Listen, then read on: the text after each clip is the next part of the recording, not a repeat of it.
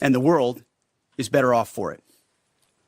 Today, in their desperation, the enemy is unmasked as Iranian missiles and drones rain down indiscriminately on the hotels, airports, apartments, and other civilian targets of their neighbors. Cowardly terrorist tactics from a regime that for decades has trafficked in cowardly terrorist tactics, lies, death, and destruction to this day.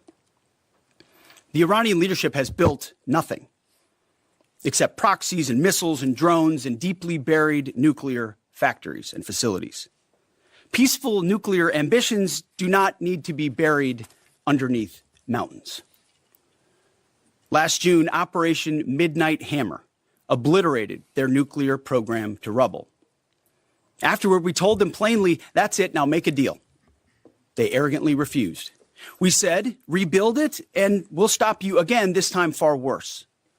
Well, President Trump, Secretary Rubio, Steve Witkoff, Jared Kushner, they bent over backwards for real diplomacy, offering pathway after pathway to peace.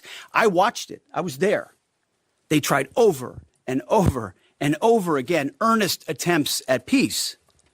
The former regime had every chance to make a peaceful and sensible deal. But Tehran was not negotiating.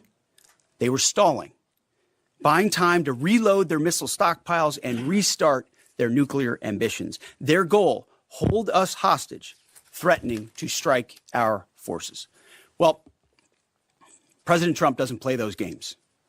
And as Secretary Rubio said after the Maduro raid, if you don't know, now you know. President Trump puts America and Americans first.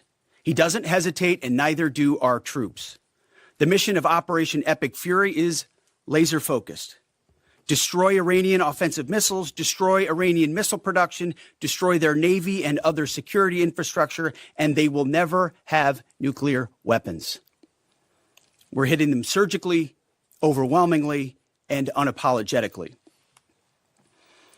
With every passing day, our capabilities get stronger and Iran's get weaker. We set the terms of this war from start to finish. Our ambitions are not utopian. They are realistic, scoped to our interests and the defense of our people and our allies. Speaking of people, we hope the Iranian people take advantage of this incredible opportunity. President Trump has been clear, now is your time. To Iranian security forces, choose wisely. President Trump has also been clear about your fate in either direction. To the media outlets and political left screaming endless wars, stop. This is not Iraq. This is not endless. I was there for both. Our generation knows better, and so does this president. He called the last 20 years of nation-building wars dumb, and he's right. This is the opposite. This operation is a clear, devastating, decisive mission. Destroy the missile threat, destroy the Navy, no nukes. Israel has clear missions as well, for which we are grateful. Capable partners, as we've said since the beginning, capable partners are good partners.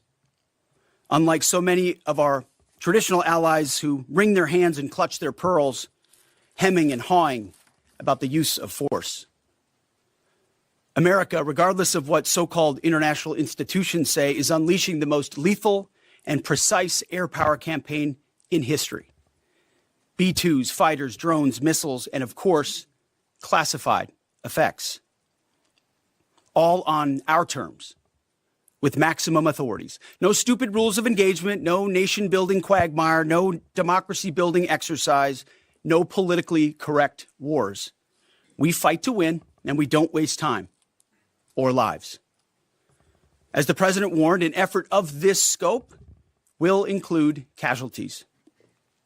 War is hell, and always will be. A grateful nation honors the 4 Americans we have lost thus far and those injured. The absolute best of America.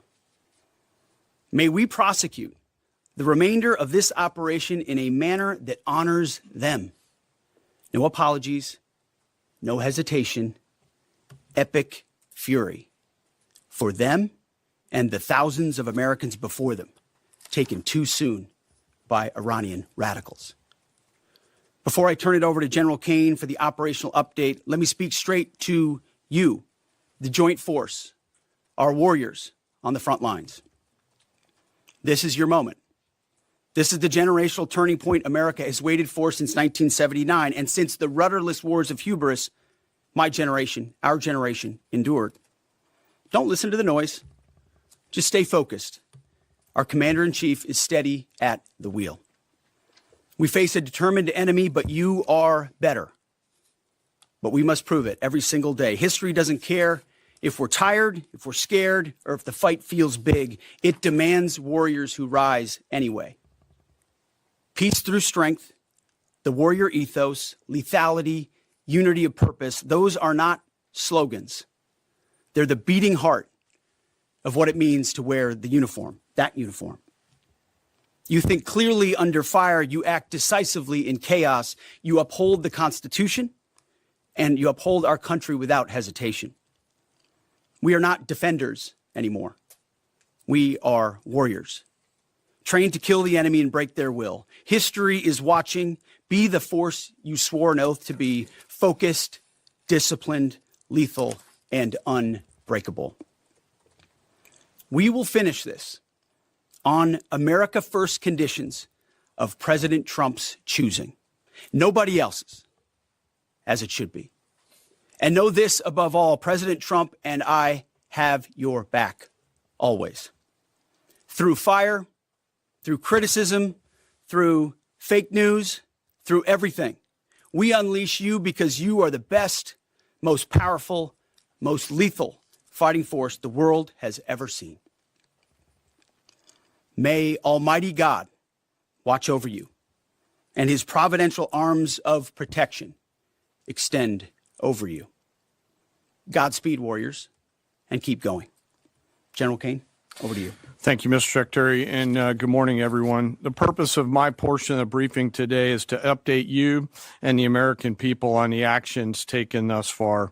The briefing will discuss the preparation, the planning, setting the force, the early operations, and how we're assessing the progress thus far.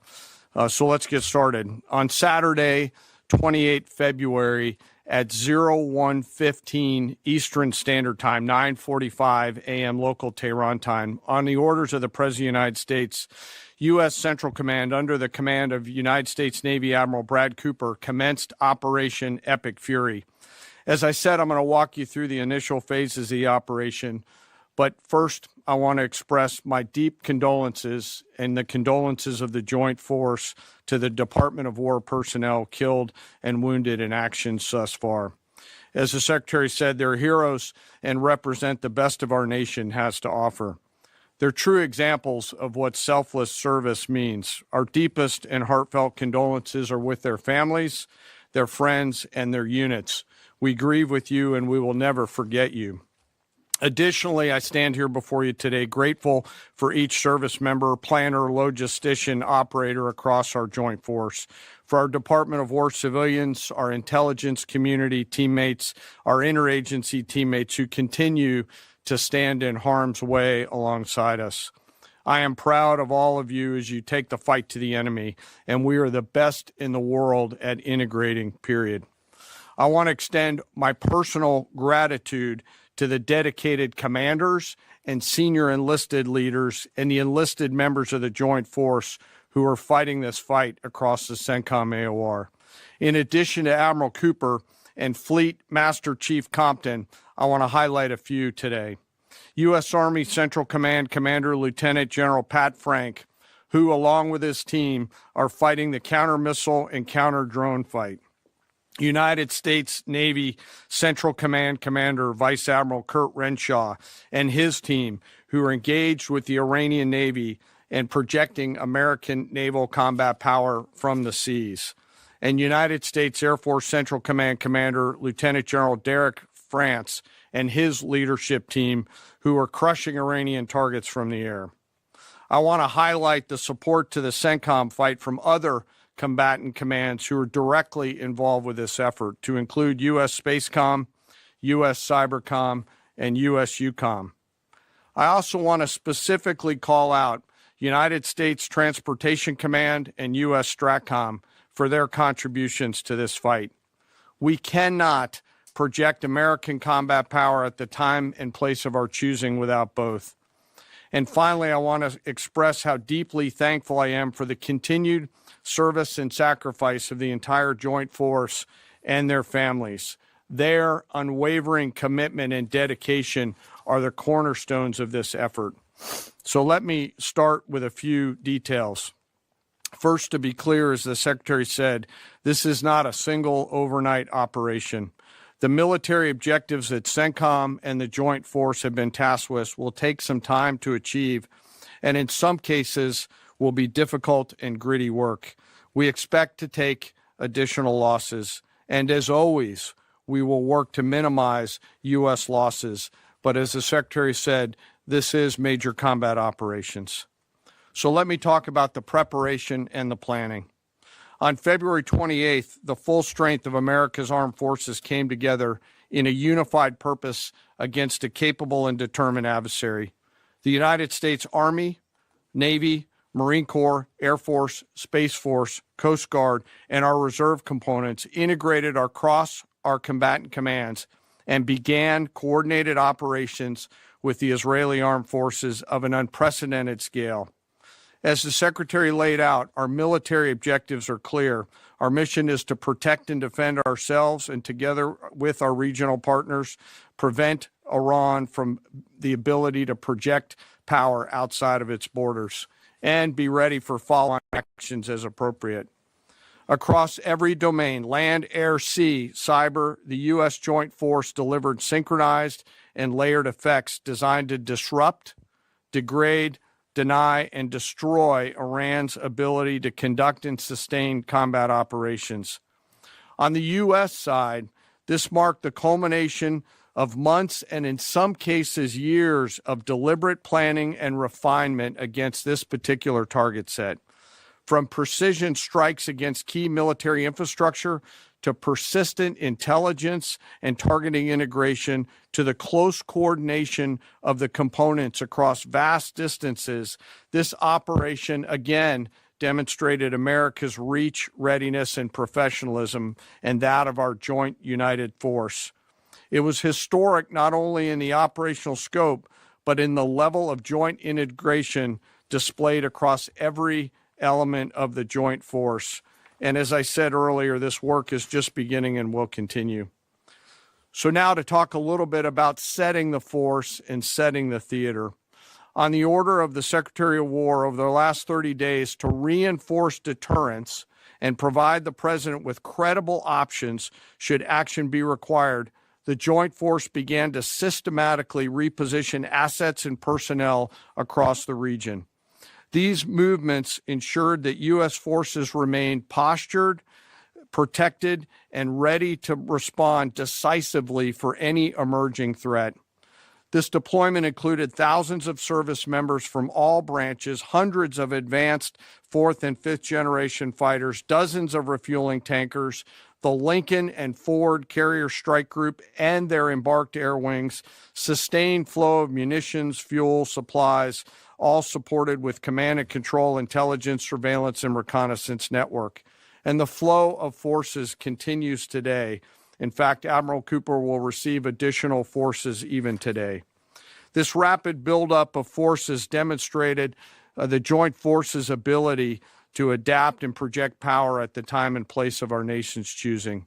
I want to highlight a couple specific cases for you. The Gerald R. Ford Carrier Strike Group, which many of you know was down in the Western Hemisphere, redeployed across the Atlantic to set the theater. The ship, her crew, their families, and the entire strike group took a deep breath and, as they always do, began planning to conduct combat operations.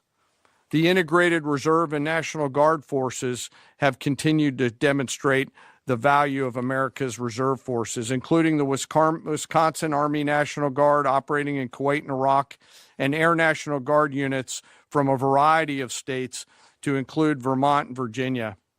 In the case of the Vermont Air National Guard and the 158th Fighter Wing, they were mobilized for Operation Absolute Resolve and then were tasked to take their F-35As across the Atlantic instead of going home to be prepared to support this operation. The same is with our Air National Guard and Air Force Reserve Command tanker and mobility forces, who stepped right out of their civilian jobs to deploy and to protect the region. Lastly, I want to highlight the unsung heroes of warfare, our American logisticians and sustainment force, those who quietly work every day behind the scenes to project and sustain America's combat power. Our leaders from World War II were right when they said professionals do logistics.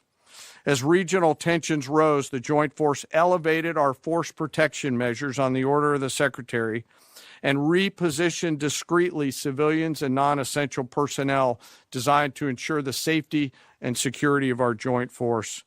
By the time operations began, only essential forces remained on our bases and in theater, all ready, capable to respond.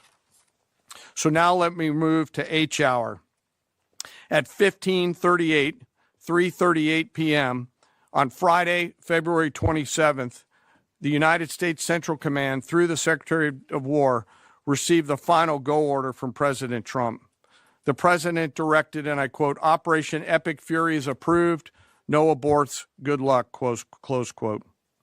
In the region, every element of the Joint Force made their final preparations.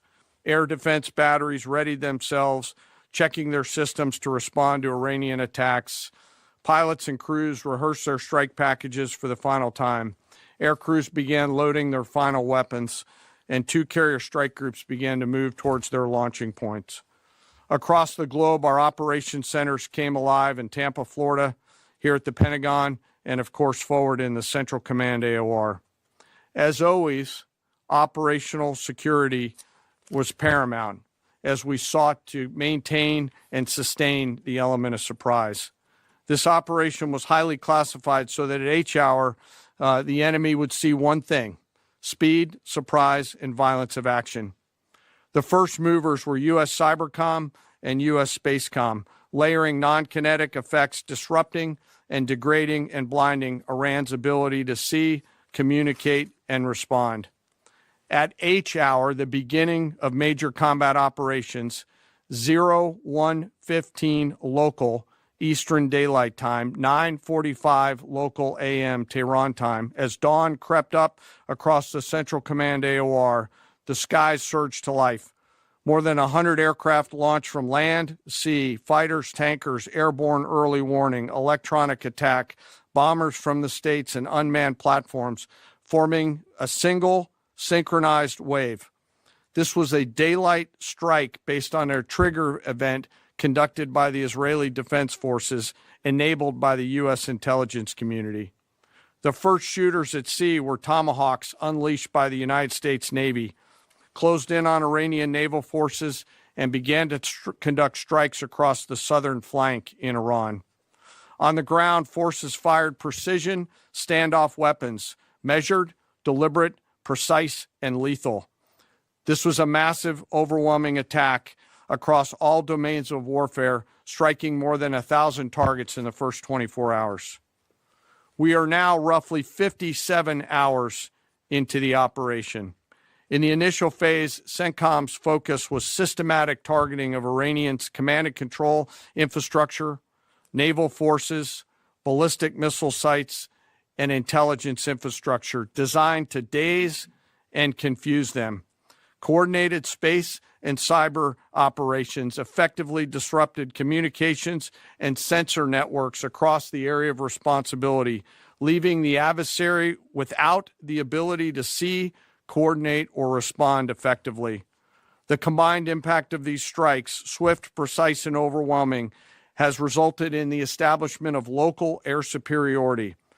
This air superiority will not only enhance the protection of our forces, but also allow them to continue the work over Iran. Over the course of the last 2 days, the Joint Force has launched hundreds of missions from land and sea and delivered tens of thousands of pieces of ordnance. The effort continues to scale. This included American B-2 bombers, which again, similar to Midnight Hammer, flew a 37-hour round-trip sortie from the continental United States, dropping precision, penetrating munitions on Iranian underground facilities across the southern flank and slightly deeper.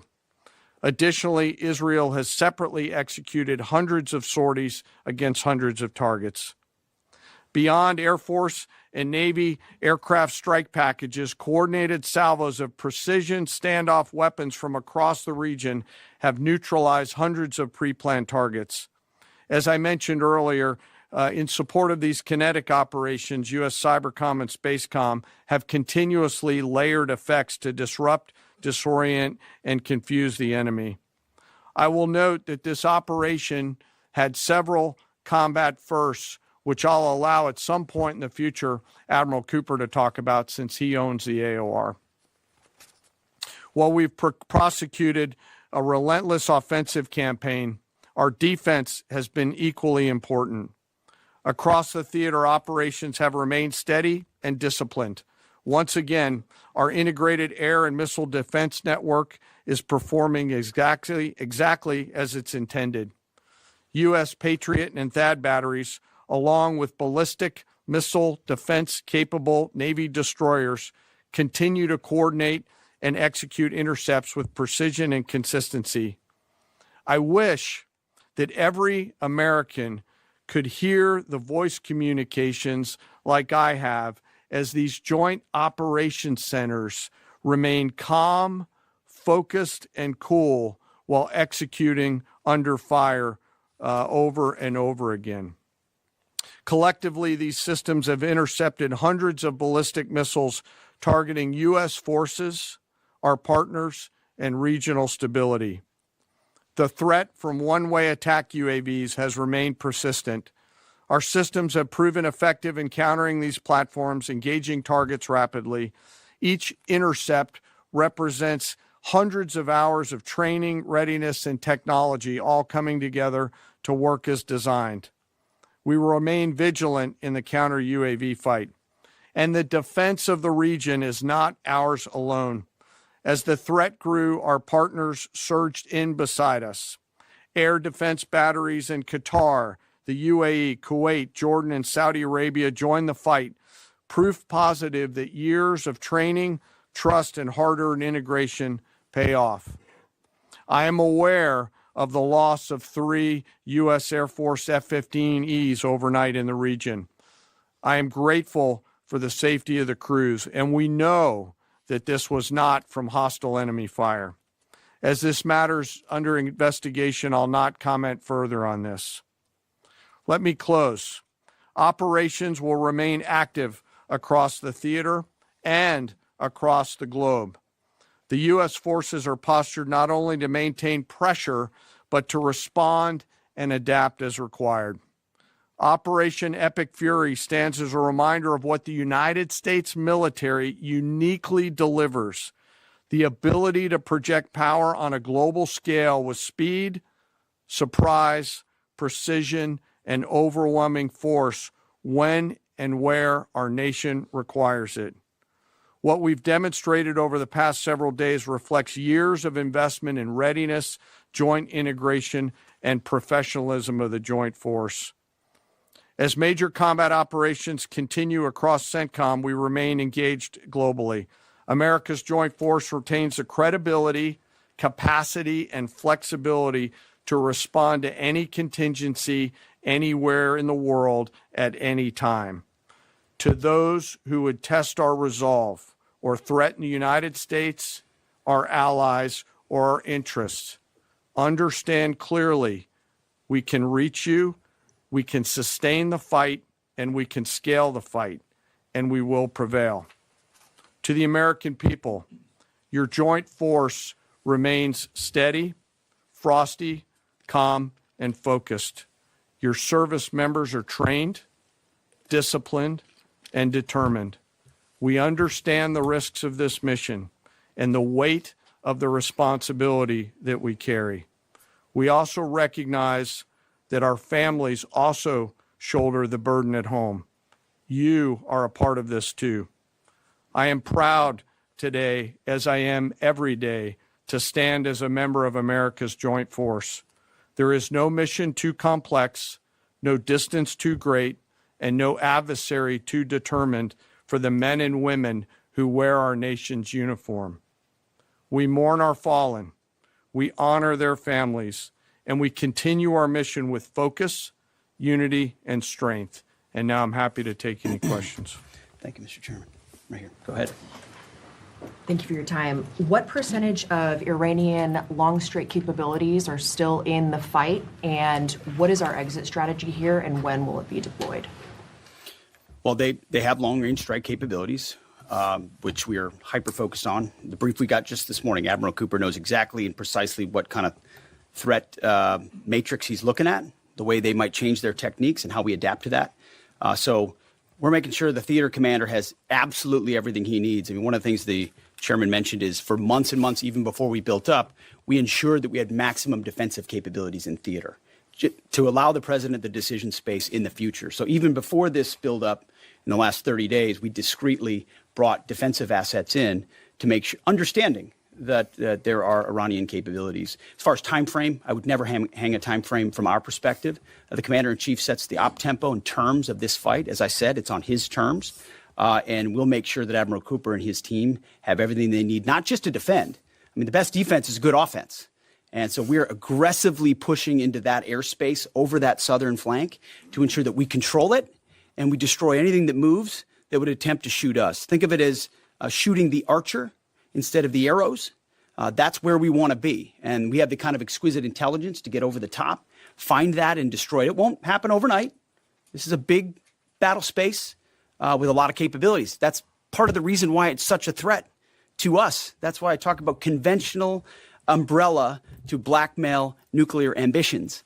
They were building up this conventional arsenal in order to ensure that no one would ever block them from their ability to get nuclear weapons. So we're very clear-eyed about the nature of this Iranian threat, and we're going to get after it. I don't know if you have anything to add to that, Mr. Chairman.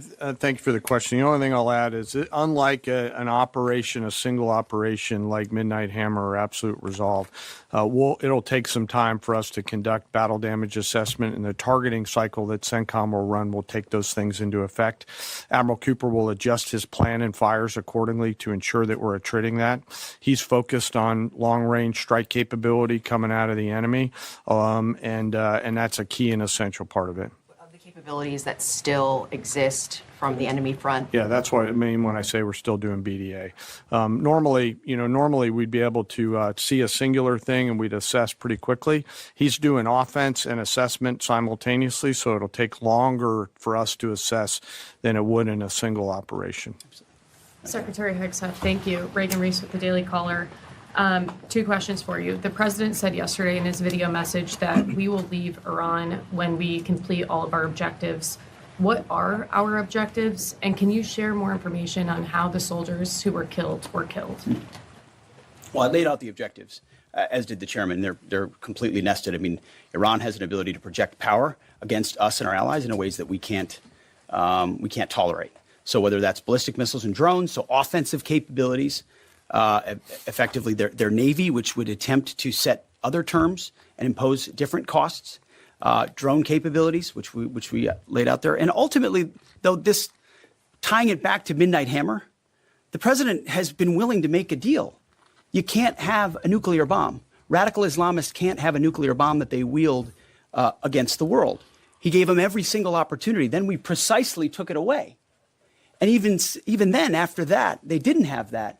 They didn't come to the table with a willingness to give it away. So ultimately, those nuclear ambitions, which never ceased, are something that had to be addressed as well. So that's a discrete sense of what's being addressed here to ensure that they can't use that conventional umbrella to continue a pursuit of nuclear ambitions. And then as it pertains to the U.S. casualties, that particular incident was, you have air defenses and the lot's coming in and you hit most of it. And we absolutely do. We have incredible air defenders.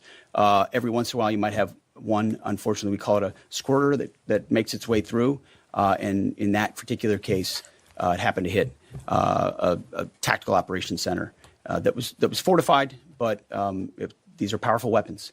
So we certainly will do, as I said, Moments like that, as we remember them and we take care of them and take care of their families, only stiffen our resolve to ensure that we do this properly. Thank you. Yep. Right here. Thank you, Secretary Hegseth. I had two questions for you. First, are there currently any American boots on the ground in Iran? No, but we're not going to go into the exercise of what we will or will not do. I think it's one of those fallacies for a long time that this department or presidents or others should tell the American people this, and our enemies, by the way, here's exactly what we'll do. Here's exactly how long we'll go. Here's exactly how far we'll go. Here's what we're willing to do and not do. It's foolishness. And so President Trump ensures that our enemies understand we'll go as far as we need to go to advance American interests. But we're not dumb about it. You don't have to roll 200,000 people in there and stay for 20 years. We've proven that you can achieve objectives that advance American interests without being foolish about it. Now, will we be bold about it? Are we willing to be decisive about it? Do we put months and months of planning into what kind of effects we want to achieve? Absolutely. But going forward, why in the world would we tell you, the enemy, anybody, what we will or will not do in pursuit of an objective? We fight to win. We fight to achieve the objectives the President of the United States has laid out, and we will do so unapologetically. Thank Is there you. any significance to Israel carrying out this strike to kill the Ayatollah? And I wanted to know, what was your immediate reaction to finding out about his killing? I think Israel did a great job in the conduct of that operation. President Trump put a 4-week go, right timeline on here. it. Are you Please. saying that's wrong? Yeah, thank you. You mentioned during the briefing, General Kane, that there would be additional troops sent to the region. Could you say how many troops currently are involved in this operation and how many additional troops are planned to go in this next phase? I don't want to talk specifics because that would tip the enemy off. We have more tactical aviation flowing into theater just based on the time it took to get it out there. I think we're just about where we want to be in terms of total combat capacity and total combat power for Admiral Cooper. One of the things, though, that a commander, he'll consistently assess the trajectory of the campaign. Is he on or off trajectory? And then make an ask of the joint force, which will then develop options for consideration by the secretary and the president to either increase or in some cases decrease the amount of combat capability that we have over there. I heard the question about 4 weeks. It's the typical NBC sort of gotcha type question. President Trump has all the latitude in the world to talk about how long it may or may not take. 4 weeks, 2 weeks, 6 weeks. It could move up. It could move back. We're going to execute at his command the objectives we've set out to achieve. And what he has shown an ability to do that other presidents can't quite seem to have the aperture to do, well, I mean, Joe Biden didn't even know what he was doing, is to look for opportunities and off-ramps and escalations for the United States that creates new opportunities to execute what we need on our own timeline. So you can play games about 4 weeks, 5 weeks. He has all the latitude, and I'm glad he does, because there's no better communicator than our president expressing those things. To the Daily Mail. I've been in meetings with the president for the last 2.5 days. We know exactly where his headspace is, and he will communicate as he should exactly what he would like, and we will follow those orders. And I think everything he said on that is right down the middle. Chairman, did you have Absolutely. evidence Yes, right there. response Yes, to sir. the strike first?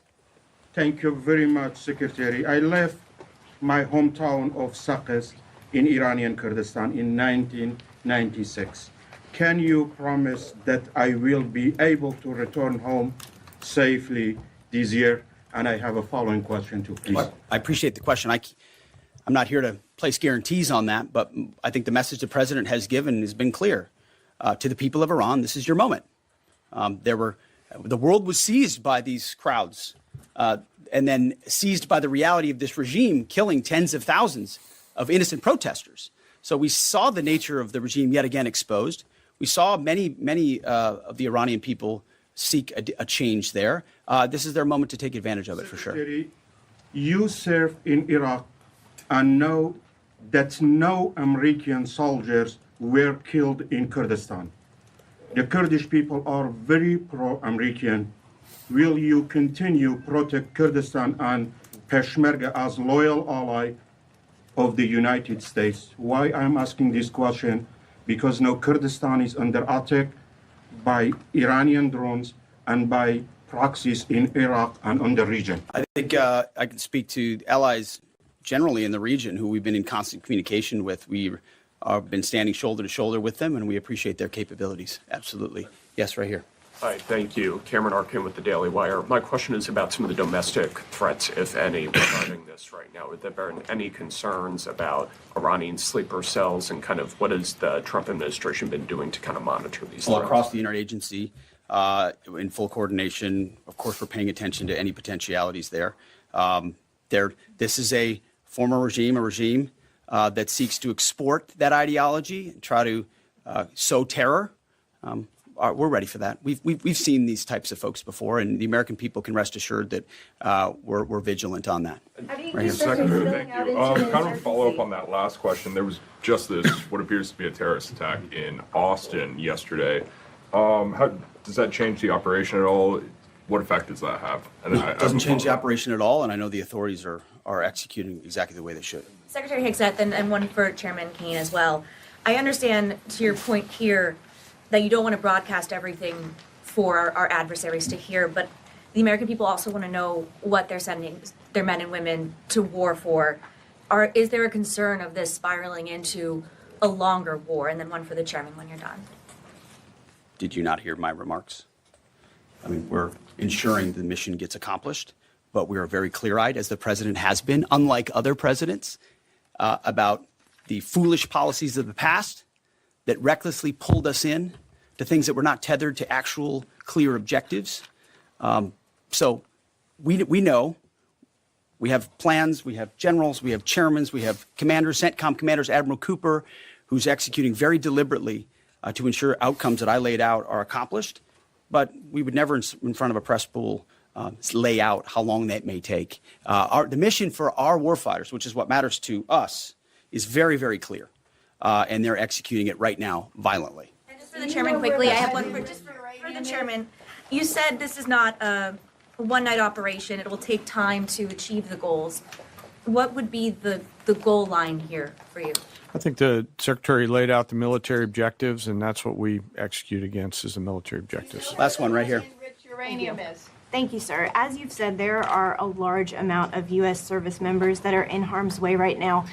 What is your prayer for them? First of all, my prayer for them is that I do pray for them. My wife prays for them. Our family prays for them. Our cabinet prays for them.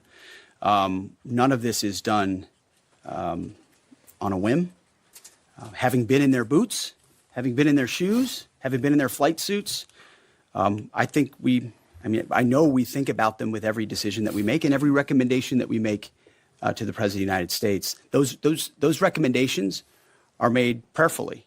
And when I pray every day for them and for this mission, I pray simply for the biblical wisdom to see what is right and the courage to do it. It's going to take courage to follow through on this. There's going to be a lot of noise, and we pray for that, and we hope all of you do as well. Thank you very much. Appreciate it. Thank you. Going to strike first. Sites in Iran, sir.